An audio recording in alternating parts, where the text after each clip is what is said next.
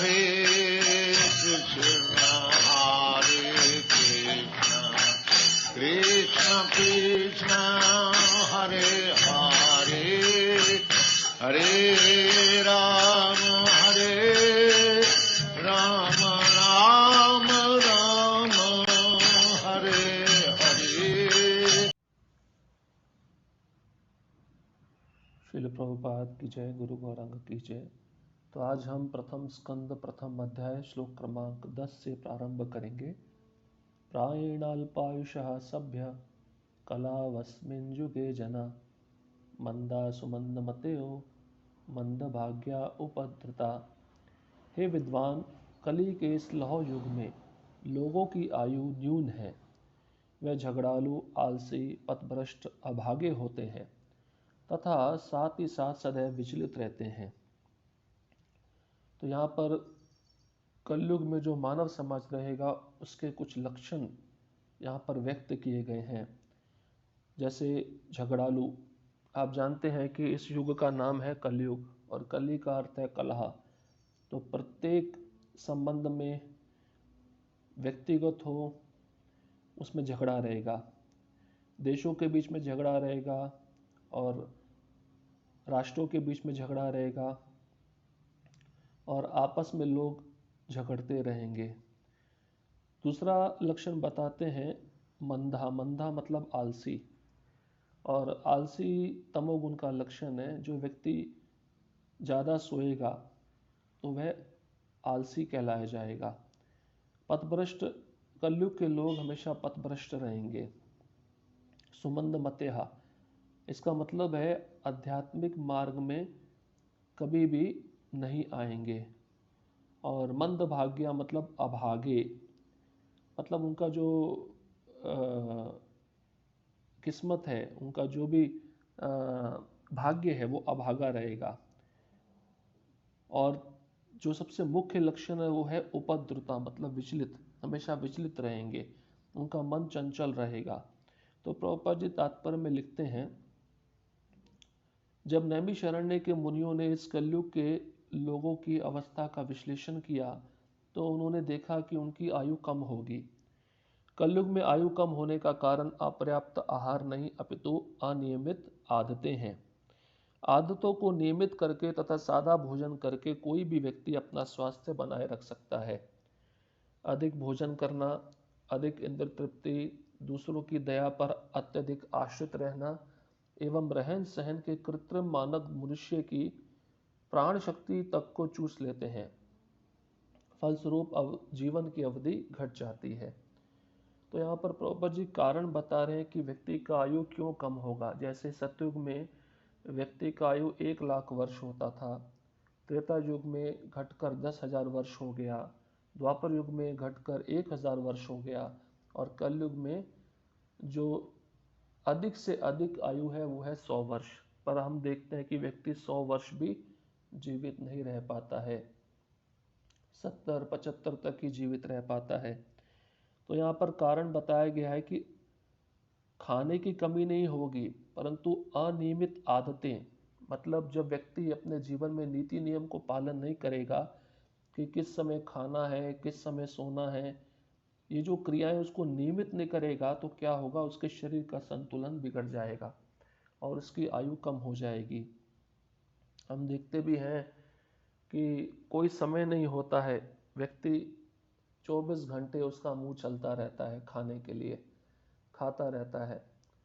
ज़्यादा खाने से बीमारी भी आ जाता है, बीमारी आने से व्यक्ति उस बीमारी के लिए जूझता है, जूझने के बाद में संघर्ष करके अंत में उसी बीमारी के कारण उसकी मृत्यु हो जाती है।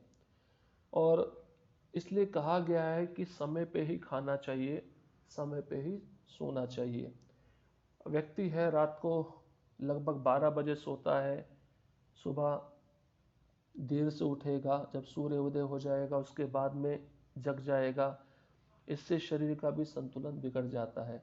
इसलिए रात को 9 बजे तक सो जाना चाहिए और सुबह ब्रह्म मुहूर्त से पहले उठ जाना चाहिए, तभी व्यक्ति का आयु बढ़ता है।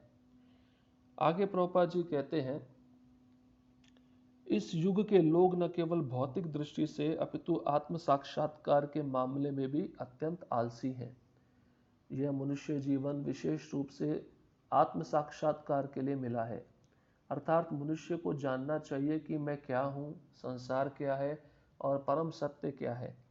मनुष्य जीवन वह साधन है जिससे जीव इस भौतिक जगत में कठिन जीवन संघर्ष के कष्टों को मिटा सकता है और अपने सनातन घर भगवत धाम या वैकुंठ धाम को लौट सकता है। किंतु भ्रष्ट शिक्षा पद्धति के कारण लोगों में आत्म साक्षात्कार की इच्छा ही नहीं उठती। यदि वे इसके विषय में जानते भी हैं तो दुर्भाग्यवश वे पथभ्रष्ट शिक्षकों के शिकार बन जाते हैं। तो कलयुग का एक और मुख्य लक्षण है कि व्यक्ति आत्म साक्षात्कार के लिए रुचि नहीं दिखाएगा। सिनेमा देखना हो तो तुरंत जाएगा, या घर में पिक्चर देखना हो तुरंत देखेगा, पर उसको सत्संग के लिए बोला जाए तो नहीं जाएगा। इसलिए ये जो कलयुग के विषय हैं आत्म साक्षात्कार में बहुत बड़े बाधक हैं। और प्रभुपाद जी कहते हैं कि मनुष्य को ये प्रश्न पूछने चाहिए, मैं क्या हूँ, कौन हूँ, ये संसार क्या है, मैं कहाँ से आया हूँ और भगवान कौन है, उनके बीच में और मेरे बीच में क्या संबंध है। तो ये जो प्रश्न है केवल इसी मनुष्य जीवन में किए जा सकते हैं।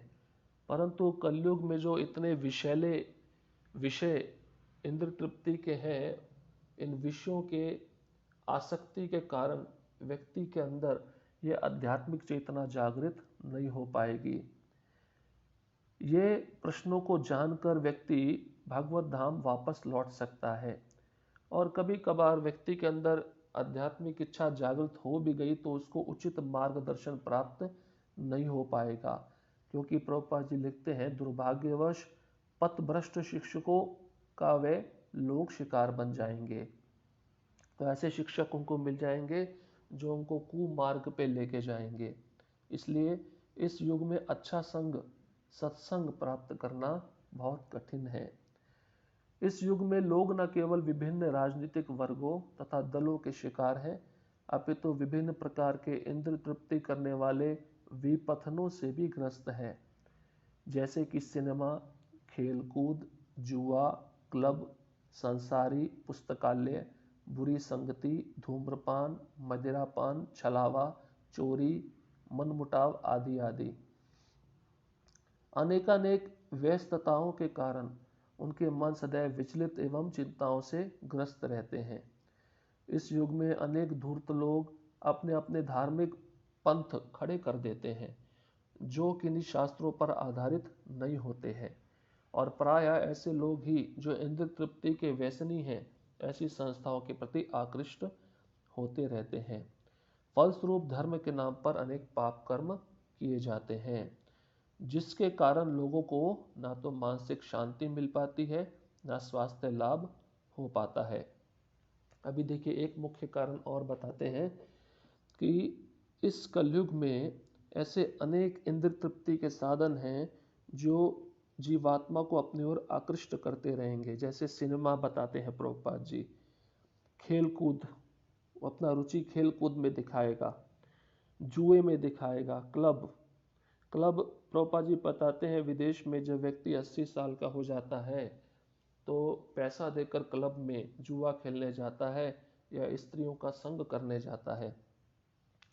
और संसारी पुस्तकालय, ऐसे पुस्तक जो संसार की वासनाओं से भरे हुए हैं, तो उन पुस्तकों को व्यक्ति पढ़ता है। ज़्यादा रुचि नॉवेल्स में दिखाएगा, ड्रामास में दिखाएगा, और उसको बोला जाए प्रभुपाद जी का भगवत गीता पढ़िए या छोटा ग्रंथ पढ़िए तो उसको स्वीकार नहीं करेगा। तो ये सब छोटे छोटे विपथन हैं जो व्यक्ति को आत्म साक्षात्कार में बाधा उत्पन्न करते हैं। प्रभुपाद जी आगे कहते हैं कि इस कलयुग में ऐसे धूर्त लोग होंगे जो अपने अपने धार्मिक पंथ खड़े कर देंगे, यतो मत ततो पथ, जो शास्त्र पर आधारित नहीं होते हैं। और ऐसे लोग ही जो व्यसनी हैं इन संस्थाओं के प्रति आकृष्ट होते हैं। कैसे लोग? जो इंद्र तृप्ति वाले हैं, तो वह सोचेंगे हमें अपने मन में जो इच्छा है उसको पूरा करने के लिए संस्था हमको सब सुविधा प्रदान कर रही है, तो ये संस्था ही श्रेष्ठ है और हमें इसका आश्रय लेना है। इस प्रकार से लोग पूरा पथभ्रष्ट हो जाएंगे और इसके कारण अनेक प्रकार के पाप कर्म करेंगे। हम देखते भी हैं, जैसे कई सन्यासी हैं और भगवा वस्त्र पहन के या धर्म की आड़ में रहकर दूसरे जीवों का शोषण करते हैं, उनसे पैसा लेते हैं या उनसे अनैतिक संबंध बनाते हैं। इस प्रकार से इंद्र तृप्ति वाले लोग ही ऐसे पथभ्रष्ट नेताओं के द्वारा आकृष्ट होंगे या साधु संतों के द्वारा आकृष्ट होंगे जो प्रामाणिक नहीं हैं। और इससे क्या होगा, उनके पाप कर्म बढ़ जाएंगे और इससे उनका स्वास्थ्य बिगड़ जाएगा और उनको मानसिक शांति भी प्राप्त नहीं हो पाएगी। आगे प्रभुपाद जी कहते हैं, अब छात्र ब्रह्मचारी वर्ग का पालन नहीं किया जाता और गृहस्थ लोग गृहस्थ आश्रम के विधि विधानों का पालन नहीं करते। फलस्वरूप तथाकथित वानप्रस्थ तथा सन्यासी जो ऐसे गृहस्थ आश्रम से आते हैं अपने कठोर पथ से आसानी से विचलित हो जाते हैं। कलयुग में सारा परिवेश श्रद्धा विहीनता से पूर्ण है। तो यहाँ पर बहुत मुख्य बात बताई गई है। जैसे बताते हैं जो ब्रह्मचारी वर्ग है, जो जिनको विद्यार्थी कहा जाता है, तो उनको स्त्री संग ज़्यादा नहीं करना चाहिए। और हम क्या देखते हैं आजकल स्कूल कॉलेज में सब संग एक साथ मिला दिया गया है। इसलिए हमारी वैदिक पद्धति में हम देखते हैं कि जो छात्र होते थे वह गुरुकुल में अपने गुरु के निरीक्षण में पढ़ने जाते थे और जो स्त्रियां थी जब छोटी थी तो उनको प्रशिक्षण उनकी माँ देती थी। गुरु के आश्रम में रहकर वो छात्र वर्ग इंद्रियों को कैसे नियंत्रण किया जाए और मन को कैसे नियंत्रण किया जाए ये सीखते थे। परंतु आजकल वह विधि नहीं है। ये जो स्कूल कॉलेज है, श्रील प्रभुपाद जी कहते हैं ये पेट को उदर को भरण पोषण करने वाले साधन हैं। इनको प्रभुपाद जी कसाई खाना कहते हैं। इसमें व्यक्ति जाता है और स्त्रियों का संग करता है, क्योंकि एक ही क्लास में रहते हैं, एक साथ बैठते हैं, एक साथ उठते हैं, खाते हैं। इससे क्या होता है, उनके शारीरिक संबंध भी बनते हैं, तो ब्रह्मचर्य व्रत नष्ट हो जाता है। और ब्रह्मचर्य व्रत जब नष्ट होता है तो शरीर में अनेक रोग आते हैं। इसलिए वैदिक संस्कृति में बताते हैं गृहस्थ भी ब्रह्मचारी होता है अगर वह अपनी ही पत्नी का संग करता है, तो बहुत सावधान रहना चाहिए। और बताते हैं प्रभुपाद जी, वानप्रस्थ तथा सन्यासी जो ऐसे गृहस्थाश्रमों से आते हैं अपने कठोर पथ से आसानी से विचलित हो जाते हैं।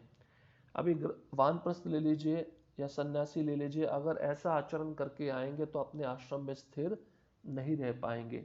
इसलिए पहले से ही उनको प्रशिक्षण देना बहुत आवश्यक रहता है। अभी बहुत तरह के साधन भी आ गए हैं, तो लोग क्या करते हैं स्कूल कॉलेज में उस मोबाइल को रखते हैं, उसके द्वारा जो देखने योग्य वस्तु नहीं है उसको देखते हैं।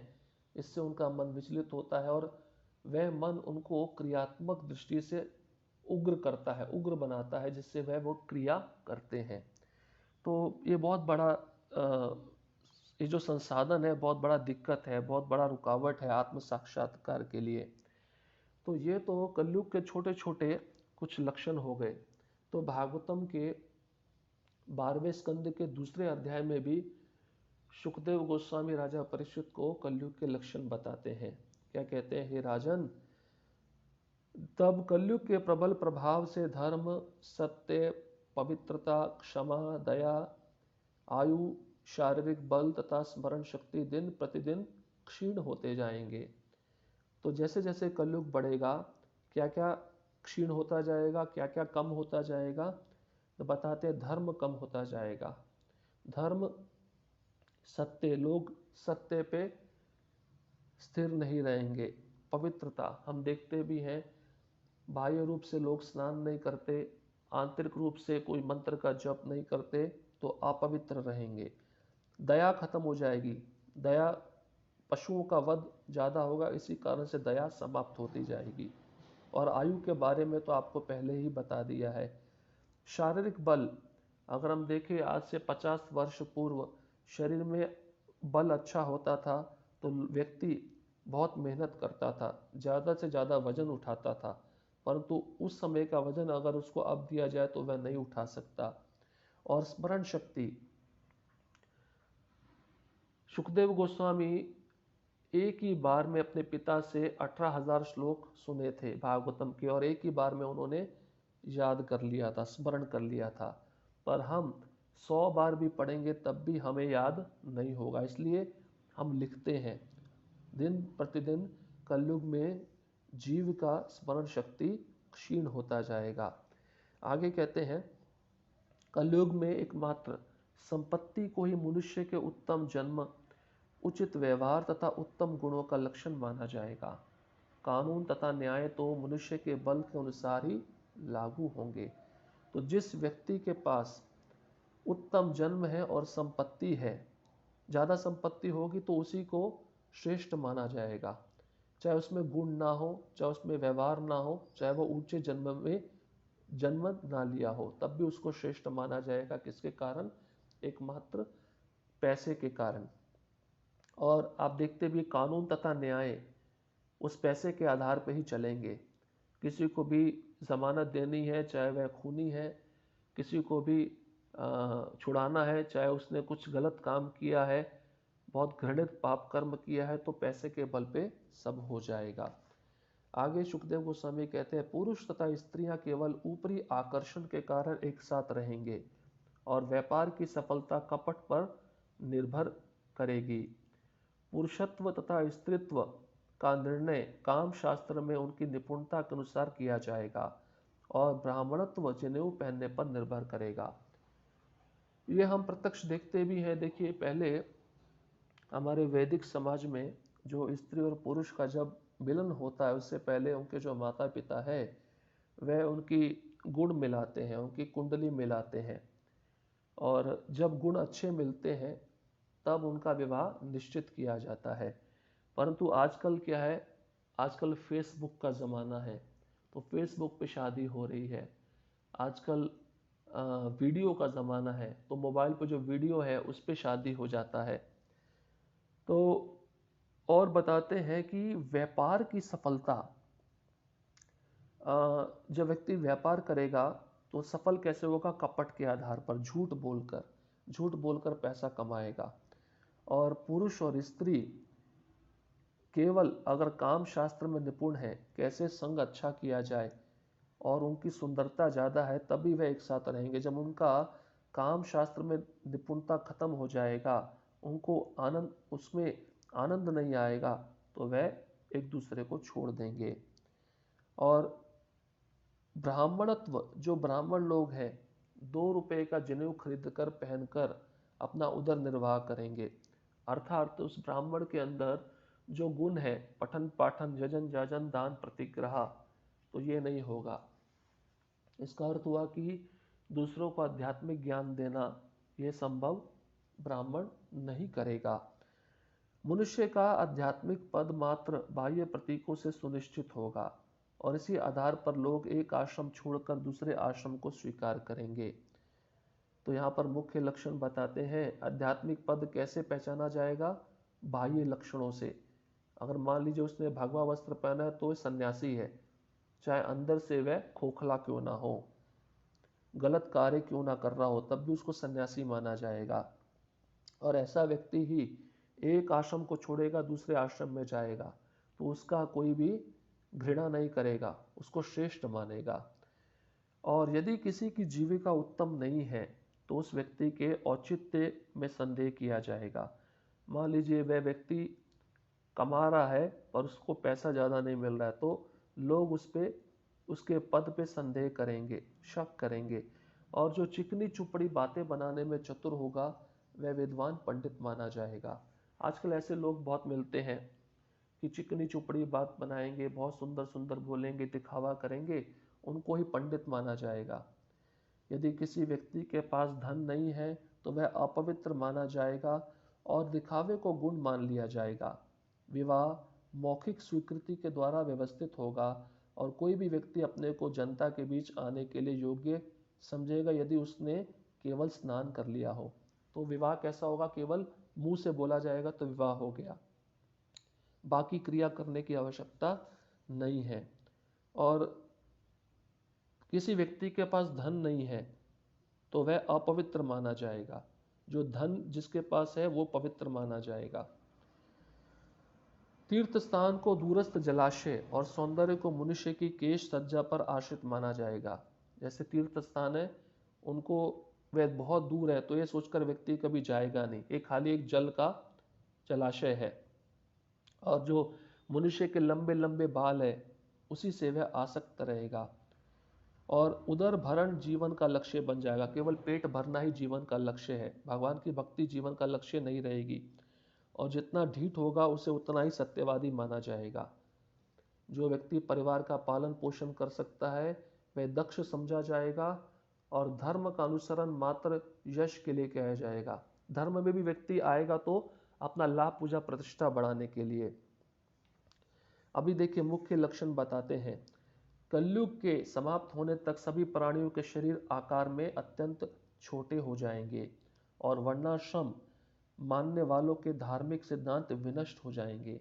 मानव समाज वेद पथ को पूरी तरह भूल जाएगा और तथाकथित धर्म प्राय नास्तिक होगा। राजा प्राय चोर हो जाएंगे। लोगों का पेशा चोरी करना, झूठ बोलना तथा व्यर्थ हिंसा करना हो जाएगा और सारे सामाजिक वर्ण शूद्रों के स्तर तक नीचे गिर जाएंगे।